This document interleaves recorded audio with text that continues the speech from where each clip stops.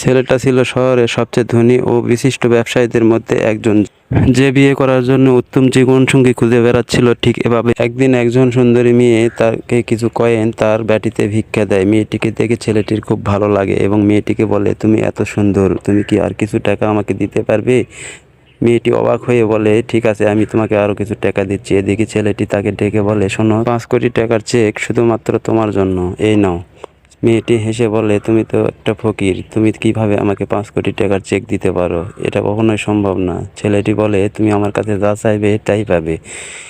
এই মুহূর্তে মেয়েটিকে তার মা ফোন করে বলে, তুমি আজকের ভিতরে তোমার বয়ফ্রেন্ডকে নিয়ে আমার বাড়িতে আসো। মেয়েটি তো খুব চিন্তায় পড়ে যায় এবং মনে মনে চিন্তা করতে থাকে, এই ছেলেটাকে যদি আমার মায়ের কাছে নিয়ে যায় তাহলে আমার সব সমস্যার সমাধান হয়ে যাবে। তখন মেয়েটা ছেলেটাকে বলে, তুমি কি আমার একটা উপকার করে দিতে পারো? ছেলেটি তখন বলে, কি উপকার করবো বলো? মেয়েটি বলে, তুমি আমার সাথে যাবে আমার বাড়িতে আমার বয়ফ্রেন্ড সেজে। মেয়েটার কথা শুনে ছেলেটি রাজি হয়ে যায় এবং দামি পোশাক পরে যখন তার সামনে আসে তখন মেয়েটা তাকে দেখে অবাক হয়ে যায় এবং তাকে কানে কানে বলতে থাকে, শোনো, তুমি কিন্তু দেখতে খুব সুন্দর। এটা ভেবো না যে আমি তোমাকে জীবনসঙ্গী হিসেবে কখনোই ছেড়ে দেব। তোমাকে আমার অনেক ভালো লেগেছে, তাই আমি তোমাকে আমার কাছে রাখতে চাই।